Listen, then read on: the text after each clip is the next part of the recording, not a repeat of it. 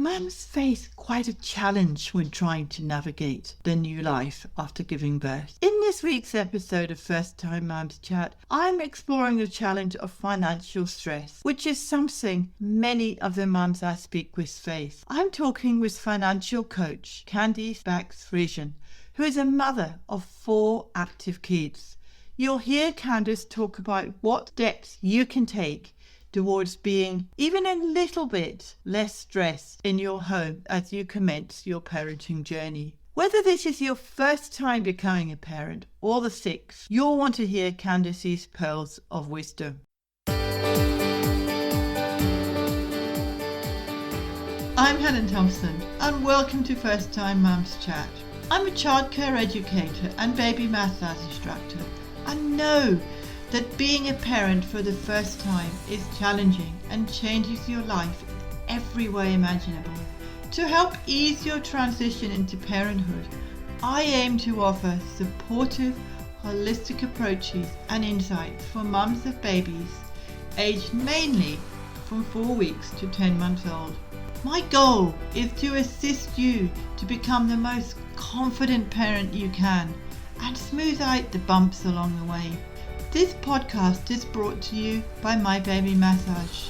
To find out how baby massage can help you to increase your confidence and feel more connected with your baby, check out My Baby Massage introduction video at mybabymassage.net/intro. Let's do this together. This podcast is for informational purposes only and does not constitute medical advice. Please contact a medical practitioner if you are concerned or have any medical issues. Hi Candice, and welcome to First Time Mums Chat. I'm delighted to have you here and I'm looking forward to our chat today. So can you start by telling us a little bit about yourself and your background? Yeah, sure. Thanks for having me.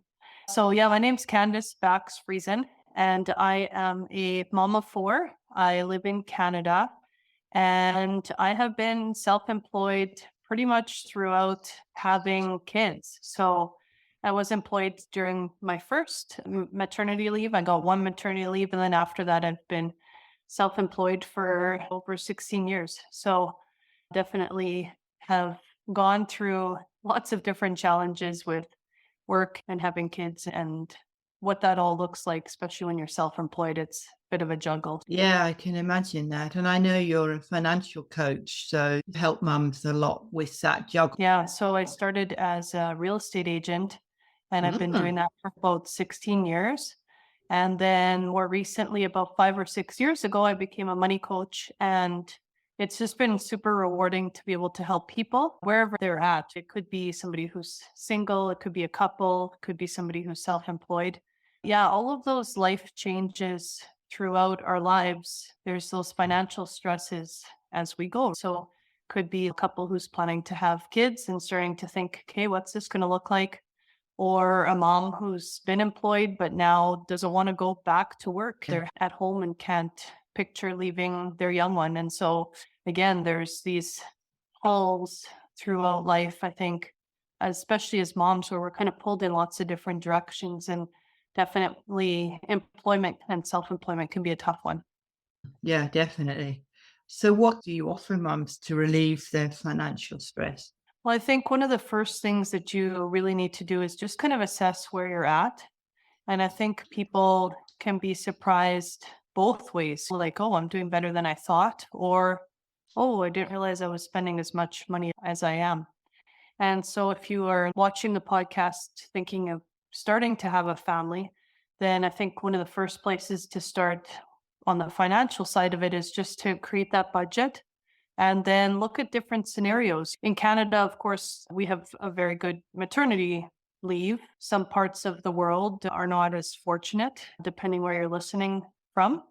But a lot of people will take the full year. And more recently, there's an 18-month option for moms here or parents here in Canada, but what's at a reduced income, obviously. So there's still that budget to kind of figure out what our new numbers look like. And, life changes a lot, I found, when you have kids. And Maybe you're used to going out a lot and now you don't go out as much because you're happy at home, or you're not spending as much on clothes and eating out because you aren't working. So there's definitely different changes that come. And I think it's normal to worry about the lack of income coming in, but there's also less expenses too. So it might not be as much of an adjustment as people think. Yeah, it's interesting you say you may not go out a lot and you may not do very much, but and the adjustment. But I suppose you've got to think about things like diapers, and that's an expense, and all your baby's clothes, and your Mhm. baby's cot, and your baby's blankets, and then when they get older, they shift from a cot to a bed, and all these Yeah. things can be stressful for a mum. Yeah, and some people they're fortunate and they have hand-me-downs, or they have a relative or maybe a sister or brother who just had children a few years ago and then they get all these hand-me-downs. So that could be something where again you end up not having too much expense. And there's also really generous people out there, depending what Mm-hmm. your family's like. I've had people say, "Man, I'm not gonna have to buy a diaper for 2 years because I got so many diapers. I wasn't expecting this." So, yeah, definitely every family, every situation is different. I think, like many things in life, we worry about how this is all going to work. And like many things, it tends to usually work out better than we expect. If you're a mum who's thinking about either going back to work after the maternity leave, depending on how long the maternity leave is, or if they're deciding that they don't want to go back to work, they either want to be a stay-at-home mum or a stay-at-home mum self-employed. So Yeah. how does all that work in what you do? Well, again, I think it's creating that budget and creating those scenarios. And you have some time while you're expecting. You've got the 9 months to really think about that a little bit too. So, depending how long you have maternity leave after that as well. But if you're thinking that's kind of the way that you want to go, you could already get a head start on that. So you could be looking at, okay, well, maybe I don't want to go back to my career, but maybe I'll work part time. I have maybe a relative or somebody who can help me with part time hours. Or I'm going to work in the evenings when my spouse is home and they're going to look after the baby while I'm working. So there's different ways to do it. And I think that the more flexible you are to different options, the more that you can figure out something that's going to work for you. The other thing I say is that until that baby's born, you really don't know. Some Mhm, people intend exactly. to go back and then they just can't because they just can't, again, see themselves ever leaving. And the next person's like, "Yeah, I'm pretty sure I'm staying at home." And then it's like, "Oh man, no, I need to talk to adults. I can't do this full time." Both are right. You got to do what's right for you. Neither one is the Mhm. wrong way. I really feel as a mom, you got to be happy, whether that's staying at home with your child and that is what makes you happy, or if you're going to be a working mom, that makes you happy, go for it. So, yeah, sometimes what we plan while the baby's still germinating. We don't know until the baby's born how it's going to be. So I think it's good to think through a few different options. And depending where things go and how you feel about everything, then you've thought through some of the different options available to you. Yeah, you've also got to think of the options if you're going to have your family to take care of them, if you're going to get a nanny, or if they're going to go into childcare, even if you're not going back full time and you just want to stay at home and be a mum at home, you still got to think about all the scenarios of, oh, what if I want time myself? If I need to Yeah. have a break, it's hard going because you're there 24/7. And as a mum, you need to decide whether financially that's what you want to do, or if your hubby's got enough income coming in. It's a tough decision. And I think a lot of the time mums get stressed and it's Yeah. hard to navigate that new life, and having the financial burden on top of it is Exactly. hard as well. Yeah. And I think the other thing is that we, as moms, or again, even when I help people buy homes, you think of this as the forever home, or you think of this as the forever career. But even if you go back after mat leave and after 6 months, you decide, no, I can't do this. That's okay. So Mhm. I think just being as open and flexible to different options, the better. Yeah, I agree. And that's very important advice for a mum because, as you say, when the baby's born, it may be a completely different scenario to what you initially thought. You may think, I don't want to go back to work. I actually Yeah. want to be here for my child. So that therefore that's something else you need to think about. And every mum chooses what they need for them, because I think one mum may want to go back to work, as you said, and one mum may say, no, I want to stay at home with my kids. But I Yeah. think that's a key to the finance. You've got to think about how that's going to work, because some Yeah. mums may be under pressure to go back to work because of the finance, and that can be quite stressful as well. Yeah, and life throws you curveballs. My oldest daughter, my firstborn, she was born with a disability, and we had no idea until she was born. Mm, So I was not expecting 23 days of intensive care. Then once she came home, I wasn't thinking, oh, I'm going to be going to appointments every week, just trying to keep her alive. So life throws these curveballs to us too. yeah. So again, no matter how much you plan, it's good to plan because you want to have different options in your mind of things to do, but you still are never totally prepared in life. There's always something that comes about that's unexpected. So I'm on the other end of that now. My oldest is 18 and now we're looking at care, right? And where she's going to live. So did I worry about those things 18 years ago? No, I tried not to because again, everything's changing all the time and what was available 18 years ago is not available now. And Mm, so again, we can plan the best that we can, but that's all you can do as well. And I think it's important for any mom or any parent to be thinking about your saving for your children, whether that's their education or in my case, it was looking at, okay, now what's available for her because she has a disability and what different programs are out there. So in Canada, we have a disability plan for retirement. So you put in a certain amount of money and the government will contribute. And so it helps families plan for the future of their family member with a disability. And we're not going to be around forever. And obviously, we hope she outlives us. And so then what's that going to look like for whoever's managing her resources and money and stuff and making sure that, again, she's got a great life after we pass on. So yeah, so there's all kinds of different things financially that come up. And again, plan as best you can, but also be open to the fact that, you know, don't be too hard on yourself when things change or different things come up. And even with self employment, you might be at home and then suddenly somebody says to you, hey, I've got this great business idea. And you're like, oh, that sounds good. You weren't necessarily intending to be self-employed, but sometimes opportunities arise and they're great opportunities to take advantage of. So then there's this shift of like, okay, I want to explore this, but what am I going to do with my baby who's at home? So it's interesting journey.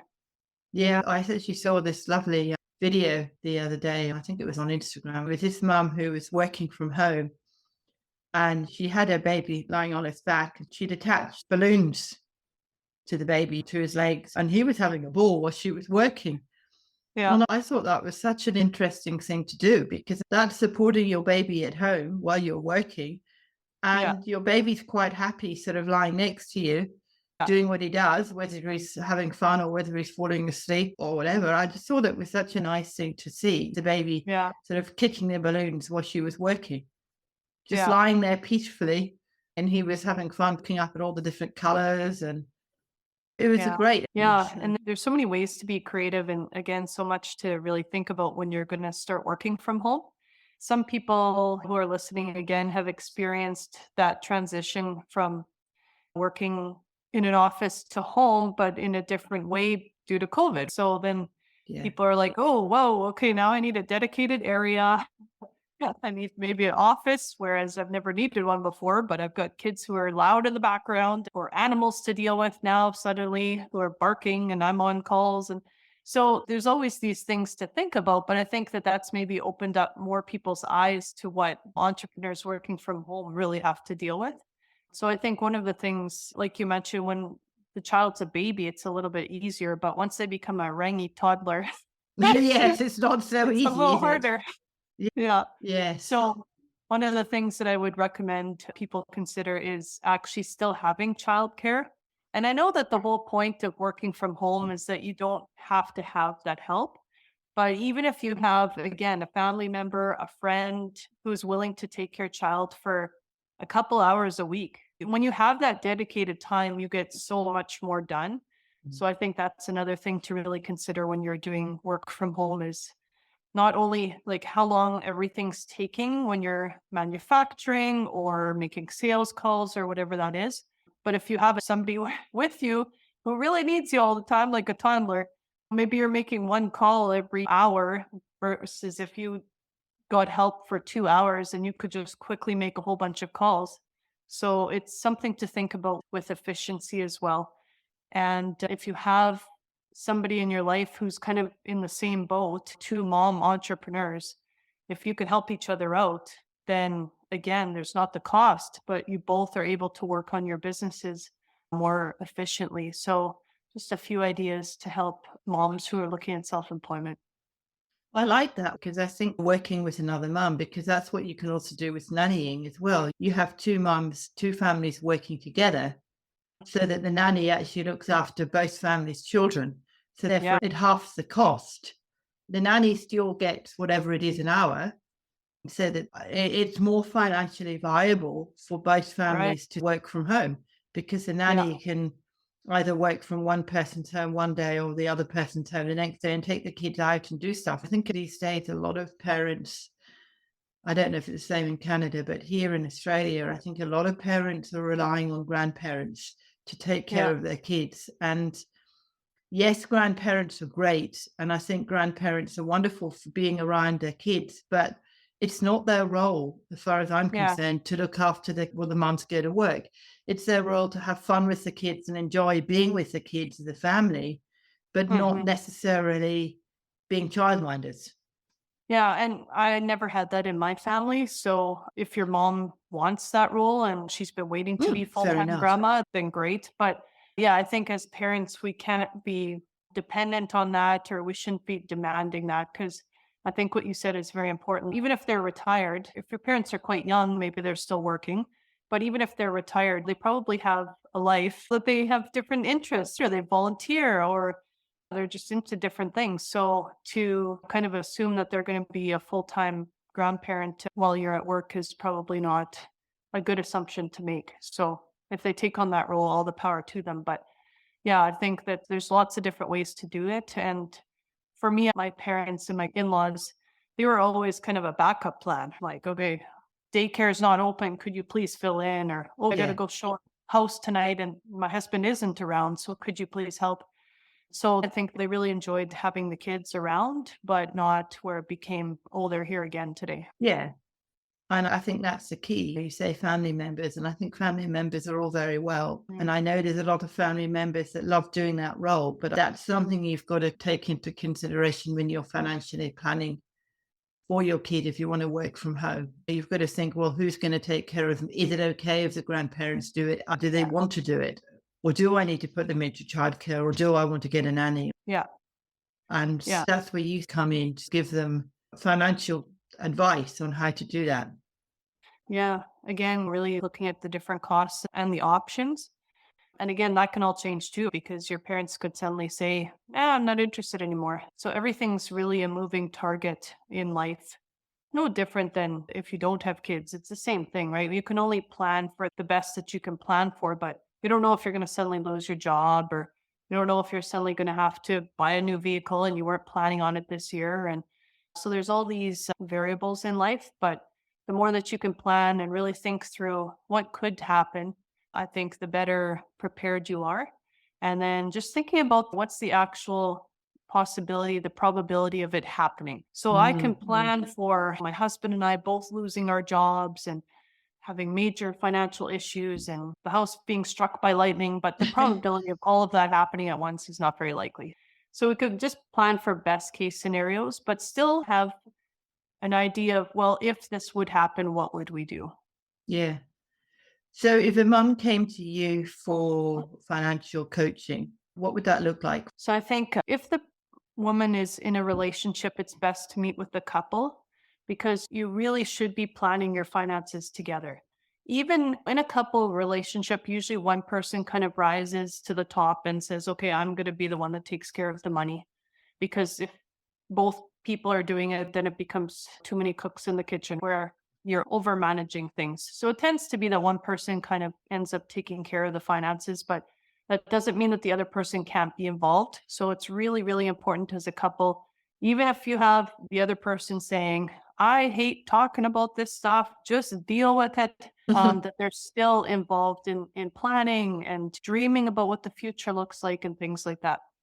So if possible, then both people involved is better. And then again, yeah, we look at different scenarios and help create that budget of what are things looking like? Where are some places that we can maybe cut back a bit? Where are some places where we can bring in more money? Sometimes people, if they're self-employed, maybe they haven't raised their prices in a while. So I had one entrepreneur I'm working with, they added a fuel mileage surcharge to their business and they raised their rates and hadn't done that in several years. And it's things that we think about, but it takes a coach to really kind of push you to take action. Yeah. So that's the benefit to a coach.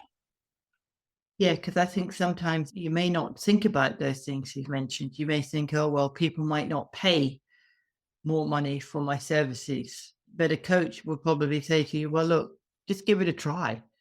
Yeah. Or you can offer like a special or an incentive, or if people want buy one product and you sell two things, then maybe they buy both, then they get a bit of a deal, right? So there's lots of ways to incentivize sales. But like you said, you want to be able to be charging enough for your product or your services that you're definitely making a profit.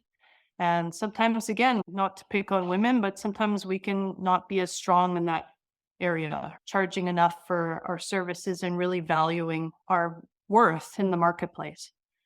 I think that's true. If anybody wanted to get in touch with you, how would they go about doing that? Yeah, I've got a 20-minute call. So feel free to reach out and talk about any type of financial question or struggle that you have. So my website is investorsmarts.ca. And can you work with people all over the world, or is it just Canada? Yeah. So every country has a little bit of different financial stuff. So I'm not well versed on every single program of every single country, of course. But yeah, basic budgeting and sales is kind of the same throughout. So yeah, so depending if it's, again, an entrepreneur or a couple, we look at that sort of stuff. And a lot of money issues kind of comes back to emotional decision making and money mindset and some of that stuff. So we end up working on a lot of psychology and sort of figure out where did you get your thoughts and beliefs around money. And sometimes that has to change. And sometimes as a couple, you come up with different money beliefs based on when you were a child and what you were taught. So helping couples work better together around money as well. Thank you, Candice. I've learned a lot from you in that. And thank you for being on the podcast. It's been an absolute pleasure having you here. You're welcome. Thank you so much for having me too. Wow, Candice shared some great tips during our chat, and I learned a lot from her. I highly recommend checking out her website and her 20-minute call that she mentioned during our chat. I've included links to Candice's website in the show notes, which can be found at mybabymassage.net/podcast/119. Is your little one suffering from colic, constipation, and have problems sleeping? Baby massage may be the solution you've been looking for to help you experience less crying, less stress, and have a happier, more content little one and household. I've created a free introduction video to baby massage that demonstrates its many wonderful benefits and how it can help both you and your little one. You can access this video by going to mybabymassage.net/intro. That's mybabymassage.net/intro. Next week, I'm chatting with pediatric sleep specialist Hilary Giglio. Hilary helps exhausted and frustrated parents teach their children to sleep through the night. Be sure to listen to this episode when it comes out next week, and please subscribe to First Time Mums Chat via your favourite platform so that you get quick and easy access to all our episodes when they are live.